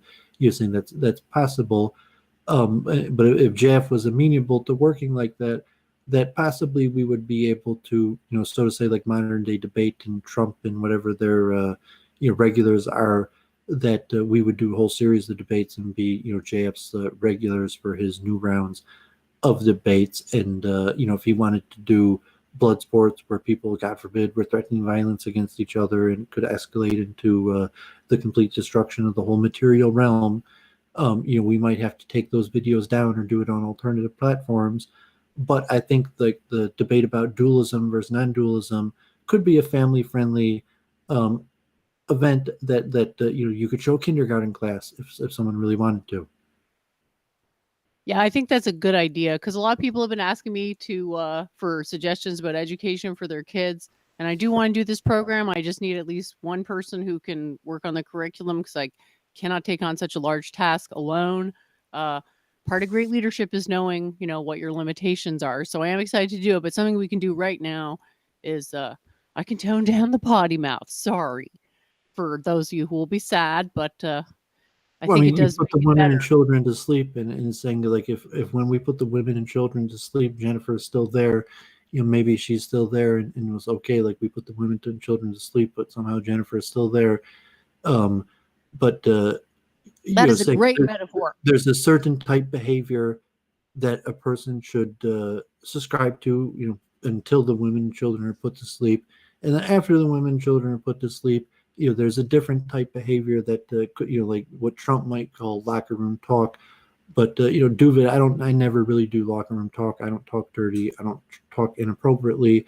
But like, okay, I'm a grown man, and occasionally my duty includes being out on the battlefield, and we're going to be talking about things like death and crimes and horrible things that happen in the material realm. But you see, like God forbid, like honey, put the kids to sleep first.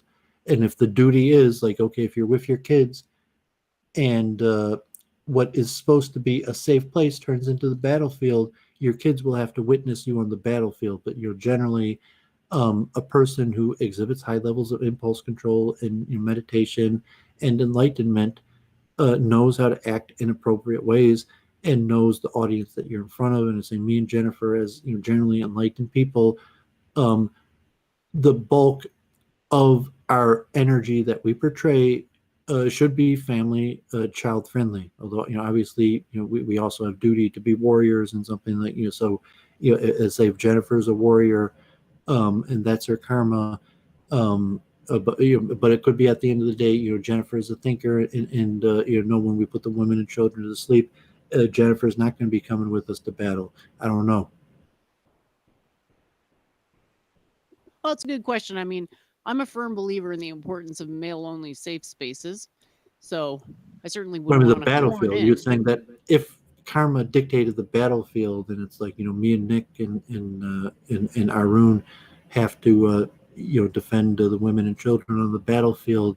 You're saying like, no, Jennifer is going to be number 4 in the holding the sword also, or it's like, no, Jennifer is going to be with the kids at home, and it's going to be me, Nick, and Arun on the battlefield. Or I'll be manning a drone with an attached machine gun, with an Because I'm attached saying that is shark, your karma. with an attached laser beam to its head. I mean, whatever your karma is, that's your karma. That's not I'm not the decider of your karma. But I'm saying the generic. I gave the example of putting the women and children to sleep, but that's a metaphorical narrative to explain a karmatic process. And it's possible you could be a kid or a woman, and your karma is going to be on the battlefield too, or some sort of battlefield operative. And Yeah, that you know, reminds me of some of those very young Israeli children who are like hardcore laying the smackdown on people for not conforming to the COVID protocols. Have you seen these? They look like they're maybe like 12, 13, even younger too. They seem pretty serious, so maybe It does depend on karma, but yeah, largely the weaker members wouldn't participate in battle, and neither, according to my tradition, would the priesthood, because violence is not the domain of the priest. But yeah, duty calls when the situation necessitates it, I guess. Where I think the king, gathers in front of the whole nation, children to elders listen to the leader. The person gives a speech that might include complicated things that kids don't understand, but the speech is given, implying that everybody from intelligent child, from child who could understand whatever minimal level of intelligence to adult, is going to listen to the speech. But at the same time, like a technical speech on medicine or physics would be largely useless to give to a larger audience, and would only be useful to give to a group of experts who possess the technical knowledge. And then there might be levels like testifying in Congress, business talks, or even just streaming, where you have a mixed audience of experts to amateurs, and you have to feed both. That you're saying, okay, now I'm explaining things to amateurs, and I don't want to get too boring that the experts leave. And then when I'm giving concepts to keep the experts' mind occupied, that it's not going to get too complicated that the amateurs leave. Yeah, So absolutely. that's the art of streaming. It's the art of Yeah. rhetoric. It's the art of leadership. Yeah, we just have to learn how to ask better I questions, mean, the I one think. final point is the family matriarch. Okay, my grandmother passed away, but it's like the father or mother who speaks to the family, like family meeting, from grandpa to the baby. Like the message is the same. To different, like I said, like no, like where are we going to get the money? Who's going to drive? And saying like who's paying? How much does it cost? Who's going to drive these various things? They may not be applicable to the little kids. So that like these type processes, everybody goes through at all levels. Yeah, awesome. I think the best way is just to not be shy to ask questions. And that's something I have to work on too, is just if you ask a question, you let them speak, they're more interested, they're more engaged, the audience is more engaged, and you can be more certain, this is the most important part, more certain of what their knowledge basis actually is. Because we all do projection, we all assume other people think more like us than they actually do. And so it never hurts to check. And it does make for better conversation, I think, when people are speaking, maybe not for exactly the same amount of time, but for comparable amounts of time. And when you ask those kinds of questions that you're more of an expert on than your guest, just for the sake of asking them, it does build the conversation a bit better, I think. If you're like Jennifer, her difficulty dealing with JF, and it's like the Kevin Michael Grace heuristic. I don't really have a difficulty with it. It's his challenge is he's not acquainted with physics or quantum mechanics to any great extent. So for me to go in and BTFO him is sort of like counterproductive in my view. I could do it easily, but I just don't want to because it's like I don't want to I was discourage the guy.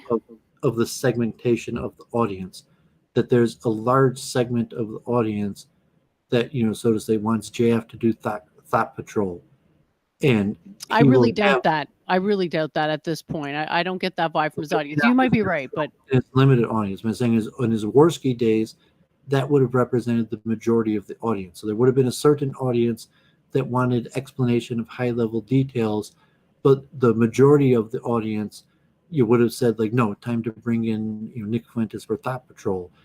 And so maybe JF's new audience, there's almost no one that wants that, but there might, so he has to make his decision to the various segments of his audience that he plays to, and versus like an objective decision of what he's trying to do, that is, I'm going to do what I'm going to try to do regardless of what my audience wants. And might be a little bit like he's not going to be able to have Church of Entropy on his whole show without feeding the negative inclinations that arise from the groupthink of his audience. Or he said like, no, yeah. JF could control himself. He's not going to debase himself to like the Thought Patrol inclinations of the morons in his chat, because he's trying to produce content that's family friendly. And even though there might be 30% idiots in his chat that like do it, but then you're saying like, well, if you do that, you're gonna have the women and children are gonna have to leave. I haven't really got the vibe that he's doing it at the behest of his audience. I think it's just like you know. I mean, greater karmatic effects. That really it's a collective consciousness, and JF's free will is limited to the greater force of the collective consciousness of the totality of the whole show and process and people watching. Yeah, I mean, do you kind of understand where the position he's in? He either has to accept that I'm right, which involves losing face probably, or continue to fight against something that becomes increasingly more obviously true over time. So it's kind of a lose-lose, right? So that's why I want it to be a win-win, or it's just, I'd Well, rather just let's not say do that it. that's the biggest factor at play, but there's infinite factors, and there's multiple other factors that other people could point out that are probably significant. And like I said, like playing to the certain base, like in terms of the interplay between you and JF. There's factors that don't include you at all, like super chat or audio requests or questions that he's getting. There's going to be certain factors like, yes, what you said might be even one of the more significant factors, but there's going to be completely other factors just related to streaming or his karma that are completely unrelated to you, separate from you. Oh yeah, I always look at it that way. Like any type of conflict I have online, I don't take it personally because I understand that people have their own personal experiences and their own, whatever their karmas may be. Not everybody wants, like, in a way I'm being a little bit unfair because I'm basically thrusting people into a traditionally um secret domain and forcing them to make metaphysical decisions that are normally not something that they would ever have the autonomy to make. So we're both sort of playing on different unfair vantages, but they're different unfair vantages. So we're basically asking the question of, is consciousness a supreme source, or is something else the supreme source? Materialism, I guess. So I guess I had a long day. I've covered everything I want to cover. So we could wrap it up, or if there's anything else you want to do, or clips, or anything, or you just want I to. don't have any clips, so we can just wrap it up for now, unless there's still questions in the chat. But yeah, if you have any last words and you want to sign off, thanks so much for joining, and look forward to next week. I'll just get to the last of the questions when you say goodbye, and Okay, yeah, you can monologue as long as you want. In fact, I encourage you to do that because I think you getting your 1,000 subs, I've mentioned many times, and I'll mention it publicly, is related to you developing a direct connection to your viewers. So, but yeah, I had a long day. I was up actually like 3:30 in the morning, and I got up at 4 for some reason. I got up at 4 and I didn't want to try to go back to sleep, so I'm just like, okay, I'm getting up. I think my grandmother surviving these last 2 years and me and you forming together is karmatically connected. And it's also like my grandmother has some like Irish blood. And had my grandmother not survived these last few years, that I would have been likely to just dedicate all my karma to Judaic things. But because my grandmother lasted so long, that it left a karmatic imprint in me of the importance of putting energy into these other things other than just pure Judaism.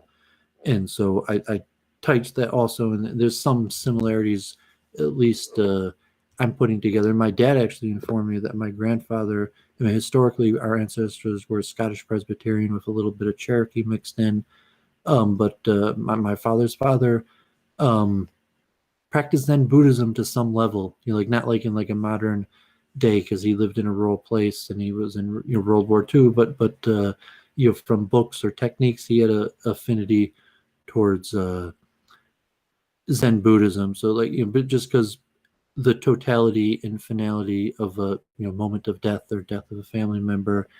So let me end the show and wish everyone's good to be back. Jennifer had her own karma, and I had my karma that we didn't stream, and the Jewish holidays are over.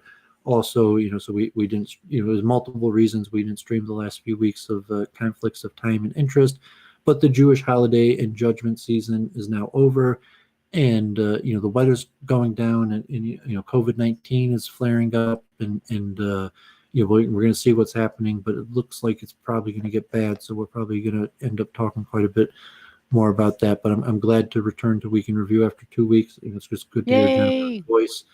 appreciate our friendship. I feel the power of the advancement of our ideas. Like, my own my head is much clearer. My grasp of these ideas is much stronger.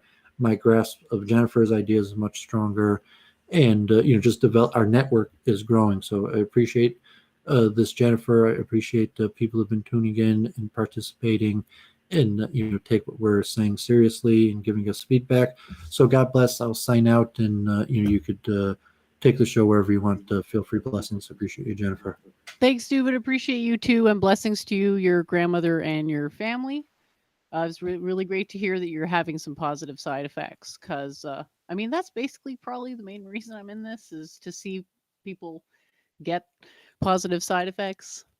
It's something I've been doing for a while, and yeah, I don't want to say I live for it, but it's one of the things that I derive a lot of joy from. So Scott Ferguson's asking what I want to debate JF on. I don't have any particular subject. My perspective on debates is I want to have a conversation that is productive in some sense. And I know sometimes you can't do that. And those of you who've followed me for a while know that I've gotten into, shit show tier debates. If you're interested, there's one of me doing a debate with a flat earther on my channel.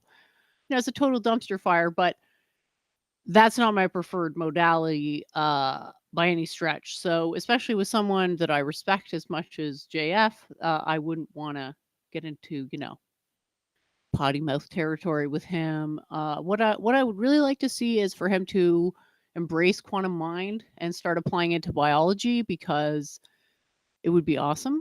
And you could actually create, I think the coolest thing would be to create a simulation, a 3D simulation, where you're starting at the sphere, and then the sphere's bending and twisting into itself as it's confined to the physical body, and to literally show in a time lapse how it folds and how it eventually pumps. Because you think of this like vibrating sphere, and it's not really, I mean, you don't think of it as moving in space, because remember, space and time are secondary observables. Only space-time is real. So we're talking about space-time, well, real on the fundamental causality level. So we're talking about a space-time event. Model that as a sphere, twist that sphere up, coil it into a main energetic node system, what are called the harmonics of the quantum mind. I'll show a little diagram real quick for those of you who haven't seen it yet, just because I don't want to be off in the weeds here, but that would look really awesome. And because it's vibrating, it folds on itself once, but the speed of the folding is like speed of light, right? So to visualize it's really hard. It requires enormous focus and perception.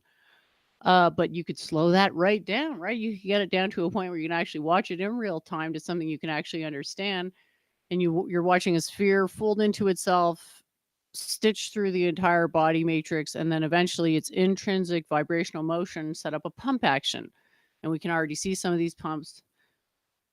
I've got let me just see if I can find which one of my, yeah, that's not it. I cannot remember which one of my, let's just try that. Here we go. Vibration cycle. So here are 3 of the cycles. So what I tried to do is find images that, oh dear, music playing on this, isn't there? I'm sorry. Yeah, so for this I just tried to make a composite of 3 GIFs that show an approximately accurate frequency. Because when we're talking about events, we're talking about cycles. We have to let go of the idea of static starts and stops. We can evoke a beginning and an end artificially on top of an existing cycle, but we have to keep in the back of our mind that it's something synthetic that we impose on the cycle. The cycle's there, transcends our own subjective interpretations of it. And the starts and stops, those are things that we impose. There really is no such thing. There's only a conservation, that this is what physicists told us. Experiment after experiment. Some type of conservation, whether it's energy, momentum, it's always haunting all of our physics experiments. So that would be awesome. That would be what I would like to see JF doing, because as you all probably know, no one is at this point. It's not an ether knot, Scott Ferguson. It's a photonic knot, okay? Because it's a photon. Well, it's photon zzz. So what's a single photon? We really have to get good at visualizing that. A lot of people aren't good at visualizing. It's not the end of the world, but it is going to be a serious, serious limitation if you want to go further. So, how do you get better at visualizing? Well, you practice, right? So, we'll have a look at where we would end up. Whoops. I'm having a bit of trouble doing the simultaneous browsing and talking. So, not quite at the JF level yet, but you can see this shape started out as a sphere. So, it's a sphere that later got bent, twisted up on itself, and the thing that's constraining that field is the spine. And you can find this same type of pattern in any animal. I've just done it for the human, but you could do it for any animal. You start with the spine, but not all animals have spines, but you got to find the major point of what would we call it? Tethering point, perhaps. Uh, solid chunk of stuff that's strong enough to hold that incredibly powerful photonic field localized to one body. And so where do we find it in our body? Well, you got to go for, yeah, exactly, John. Well, photonic knots, good one there. So the photonic knots, they don't exist without other forces bringing them into existence. These things don't just pop out of nowhere. They're restricted to life. That's the difference between life and non-life. That's why life has symmetry, is because it also, in addition to its trivial quantum field, possesses a non-trivial quantum field, which is made up of photons, aka a light field. And we can get a basic idea of what the light field looks like by finding the point, the tether point, right? So in the human body, where do we think it is? Base of the cranium, right? So the densest part of the back of the skull where it joins up with the spine. So that's the thing that is where the majority of the force of the photonic field is bearing down against, and that's why it's so big. Everything that happens in the body is out of necessity, but we just have to understand, like, what is the guiding force? Well, it's this photonic field. So based on the side view of the human, we can infer that we have a basic field that contains 5 or 7 harmonics. Now, whether there's 5 or 7, you have a look. You've got one at the bottom, one in the lower. It sort of follows the spine all the way up to the neck crest. And then in the head, you have one, big one. But you can also argue that you have to have at least 3 nodes to that one, because there's a focal point in the eyes. And these nodes are literal nodes, so that they connect to these focusings that our bodies do, like eyes focusing in light and so forth. So you say, well, there's at least 7. These are the 7 basic harmonics of the what we call the light body. So yeah, I'll just check out if there's any more questions. I do appreciate all the yeah. So this is that's what I want Jeff to do. I don't want Jeff to fight with me over whether the mind is a quantum computer, because it's like, it is a quantum computer, because to use that, like, the language of quantum computer is general enough that it must be true. Now, whether my quantum computer is the right approximation as the quantum computer remains to be determined, but the fact that it is a quantum computer is not something you can really debate. And it's hard, because once you accept that, you're basically accepting the entire metaphysics that goes along with it, because it's just one metaphysics. So, yeah. Thanks for all your questions. Thanks for tuning in. I really appreciate the people, especially from JF's show. Thank you so much. If you have suggestions as to how I can talk with him in a way that will be helpful to him and to his audience, like, just because I know there's a lot of, you know, bad type exchanges on the internet, but I want to change the whole vibe. I want everything to be net positive, and just not do it if it's not. So yeah. Thanks, everyone. And thanks again, Doooovid, for co-hosting. God knows I suck at monologuing. So think up some questions for next time, guys, because unless I got stuff in the chat to answer, it's hard for me to just monologue. Stuff doesn't just pop into my head. So, yeah, appreciate everyone's contributions. And we'll talk to you next Sunday, if not sooner. I'll just navigate over to my I'm trying to find my outro, and I I can't. Oh, here it is. Bye, guys. Yeah, but that's just so to say, a worthless opinion of. It's so important that she can't be told, she won't be told that it's wrong. And bringing it back to Church of Entropy and her attack dog Gandalf the White. Why don't you learn to shut up and fuck your goddamn logic? they control the media, and the media is capable of making the sheeple believe in anything. Yeah, I don't mind. I mean, we've had these streams, and I've been doing Church of Entropy, and she's been bringing on new people, and like we did those streams on like stream etiquette. We walked through like the technology. I have like very strongly negative opinions of the kind of Brundle clique. Is she trying to garner herself cult prestige by associating